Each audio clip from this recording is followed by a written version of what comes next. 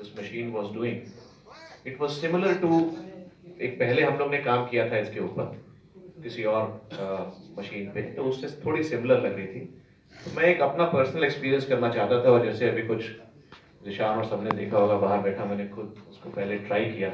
I wanted to have a first hand experience myself before I pass on that experience to anyone, good or bad. I wanted to be real unbiased opinion rather than trying to be friendly. So पहले एक दो तीन चीजों में बात कर लें, discuss हुआ था। कोई बता दें हेल्थ क्या होती है, व्हाट इज हेल्थ, मतलब हेल्थ का कॉन्सेप्ट, हेल्थ और डिजीज के कॉन्सेप्ट में व्हाट इज हेल्थ, कोई भी वॉलंटियर बता दे कि हेल्थ क्या है। हम लोग बात तो हेल्थ की कर रहे हैं, लेकिन हेल्थ है क्या? हेल्थ ये स्वस्थ रहना। हाँ, स्वस्थ रहना। हाँ, तो exact WHO definition of health क्या है? स्वस्थ रहना तो हो गया, लेकिन हेल्थ को डिफाइन कैसे करें?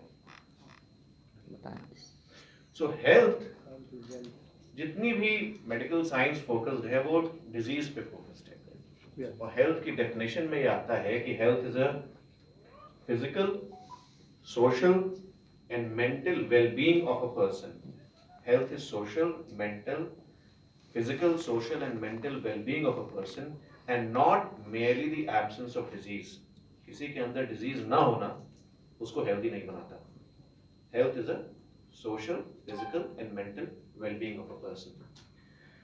So किसी भी स्ट्रीम में जब आप धीमे धीमे बढ़ना शुरू करते हैं, चाहे वो इंजीनियरिंग हो, चाहे वो मेडिसिन हो, चाहे वो जर्नलिज्म हो, पहले आप टेक्निक पे सीखते हैं, पहले आप अपने स्किल को मास्टर करते हैं, आप अपनी एक जो उस ट्रेड के, जो भी उस प्रोफेशन के न्यूएंसेस हैं उसको मास्टर करते हैं। लेकिन जब आप एक एडवांस लेवल पे पहुंच जाते हैं, उस थ्रेशोल्ड को क्रॉस कर जाते हैं, तो आप थोड़े फिलोसॉफिकल हो जाते हैं इन टर्म्स ऑफ कि हम कर क्या रहे हैं, हमें क्या करना चाहिए,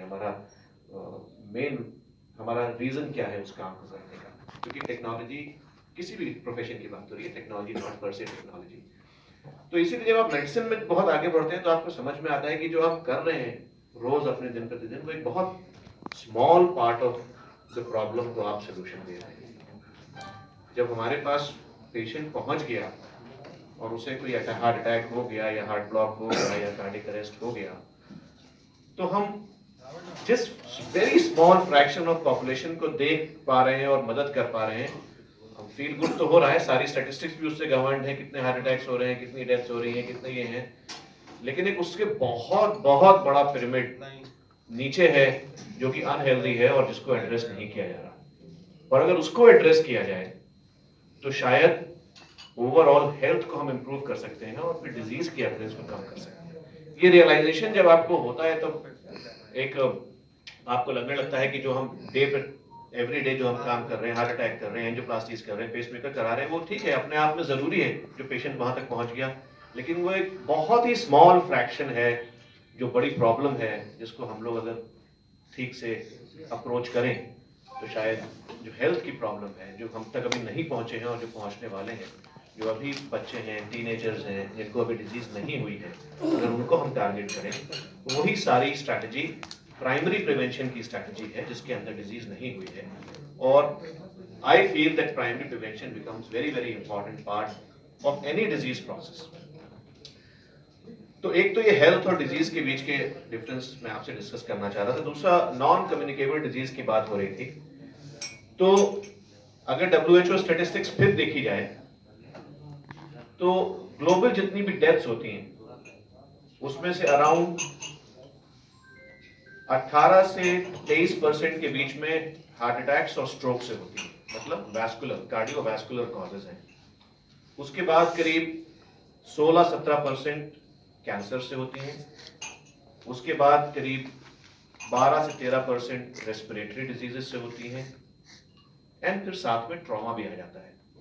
कोई भी इन्फेक्टिव डिजीज इस लेवल को क्रॉस नहीं करती। तो नॉन कम्युनिकेबल डिजीजेस जो हैं, ये कुल मिला के होने वाली डेथ्स का 60 से 70 to 75% टोटल इंसिडेंस कैलकुलेट करती है। Even during the peak of Covid times पूरी दुनिया में करीब 4 से 5 हजार आदमी पर डे कोविड से डेथ हो रही थी, but simultaneously around 60,000 people per day were dying globally because of heart attacks, जो कि उस ड्यूरेशन में बिल्कुल निगलेक्ट हो गया था बिकॉज पेशेंट्स लॉकडाउन थे, पेशेंट्स बाहर पहुंच नहीं पा रहे थे।